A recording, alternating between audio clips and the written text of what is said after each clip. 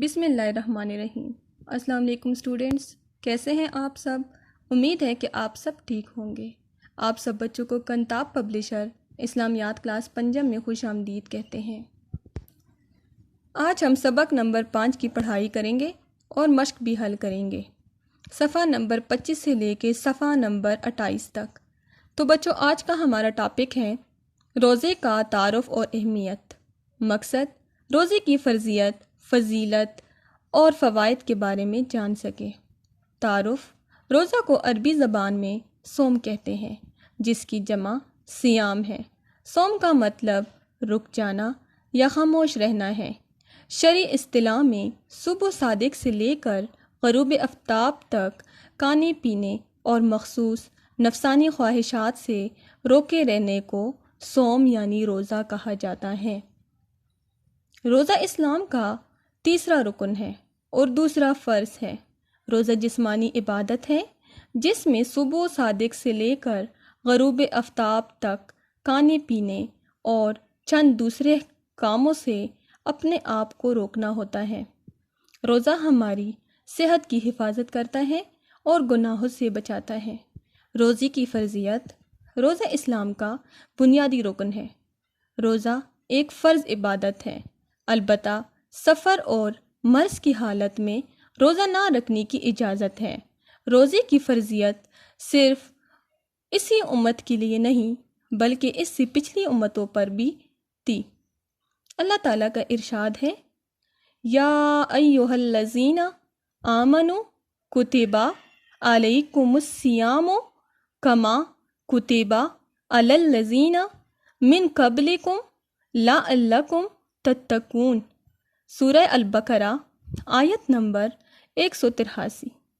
ترجمہ: اے ایمان والو، تم پر روزے فرض کیے گئے ہیں جس طرح تم سے پہلے لوگوں پر فرض کیے گئے تھے تاکہ تم پرہیزگار بن جاؤ۔ اس پیراگراف میں ہمیں یہ بتایا گیا ہے کہ روزہ ایک فرض عبادت ہے جو سب مسلمانوں پر فرض ہے۔ روزہ صرف اس امت پر نہیں بلکہ اس سے پچھلی امتوں پر بھی فرض تھا۔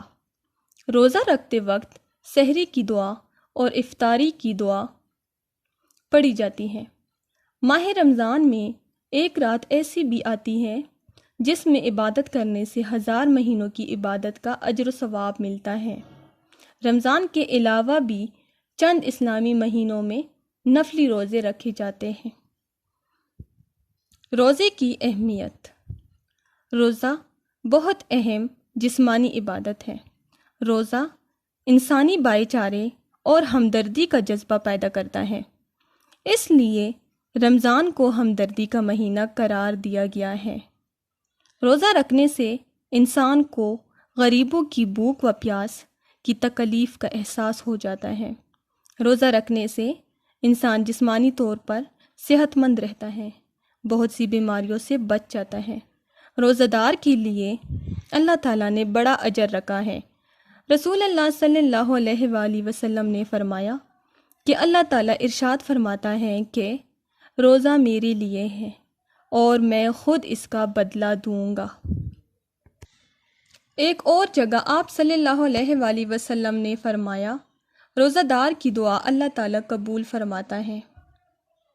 حدیث شریف میں ہے کہ جنت کے 8 دروازے ہیں جن میں سے ایک کا نام ریان ہے، جس سے صرف روزہ دار ہی داخل ہوں گے۔ اس پیراگراف میں ہمیں یہ بتایا گیا ہے، روزہ رکھنے سے انسانی بھائی چارے اور ہمدردی کا جذبہ اجاگر ہوتا ہے۔